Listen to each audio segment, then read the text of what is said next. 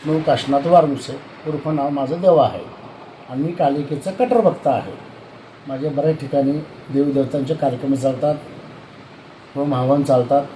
याचा गैरफायदा घेऊन अनिल बाविस्कर ह्या व्यक्तीने पहिल्या वेळेस माझ्या घरच्यांवर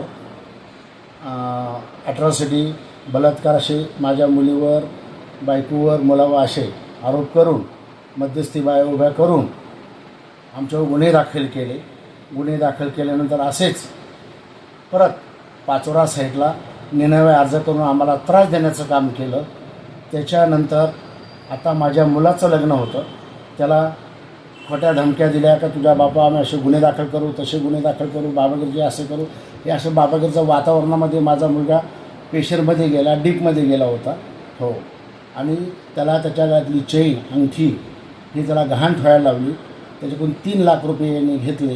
हो, हा सदर व्यक्ती हमेशा आंदोलनं उपोषणं लावतो, लोकांच्या खण्या गोळ्या करतो. आत्तापर्यंत त्याने ज्या ज्या लोकांची उपोषणं लावले त्याची पूर्ण चौकशी करण्यात यावी, माझी पण चौकशी करण्यात यावी. सदर व्यक्ती गेले 20 वर्षे आयुक्त कार्यालयासमोर हा कायम तिथं बसलेला असतो.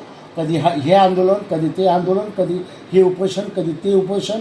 हो, आणि उपोषणाच्या नावाखाली, बाबासाहेबांच्या नावाखाली, परमपूज्य बाबासाहेबांच्या नावाखाली हा खंडण्या वसूल करतो.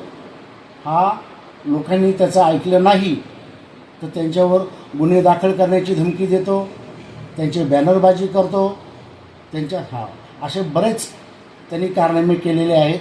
त्याच्यावर प्रत्येक पोलीस स्टेशनमध्ये गुन्हे दाखल आहेत, पण राज्यातसुद्धा गुन्हे दाखल आहेत. तरी शासनाने याची नोंद घ्यावी आणि अशा खंडणीखोरावर ताबडतोब कारवाई करण्यात यावी.